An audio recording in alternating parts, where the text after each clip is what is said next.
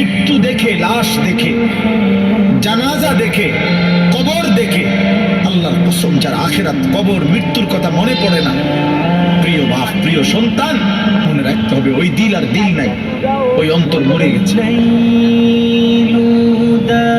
ওই অন্তর মরে গেছে, ওই অন্তর মরে গেছে। এটা সাংঘাতিক কথা।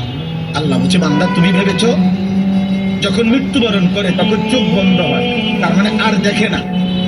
আমরা মনে করি সে লোকটা আর কি দেখে না।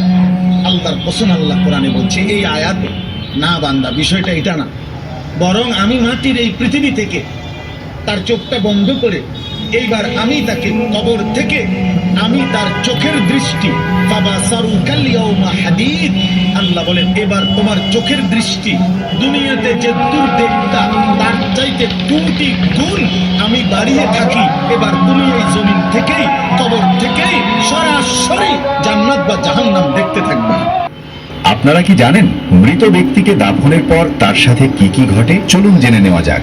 মানুষ প্রায়ই বলে মৃত্যুর পর মানুষ শান্তিতে ঘুমিয়ে থাকে, কিন্তু ইসলামের শিক্ষা অনুযায়ী মৃত্যুর পরই মানুষের শুরু হয় আখিরাতের প্রথম ধাপ, কবরের জীবন। আর কবরে প্রবেশ করার পরই শুরু হয় এক গুরুত্বপূর্ণ পরীক্ষা, যেখান থেকে কেউ রেহাই পাবে না। যখন একজন মানুষকে দাফন করা হয় এবং তার স্বজনরা কবরস্থান ছেড়ে ফিরে যেতে থাকেন, তখন তাদের পায়ের শব্দ মিলিয়ে যাওয়ার আগেই আল্লাহ তাআলা 2 জন ফেরেশতা প্রেরণ করেন। তারা কবরে এসে মৃত ব্যক্তিকে বসিয়ে কিছু গুরুত্বপূর্ণ প্রশ্ন করেন। প্রথম প্রশ্ন হয়, তোমার রব কে? যদি সেই ব্যক্তি দুনিয়াতে ঈমানদার ও নেককার হয়ে থাকে, তাহলে আল্লাহর রহমতে সে দৃঢ়তার সঙ্গে উত্তর দেয়, আমার রব আল্লাহ। এরপর দ্বিতীয় প্রশ্ন করা হয়, তোমার দিন কি? সে উত্তর দেয়, আমার দিন ইসলাম।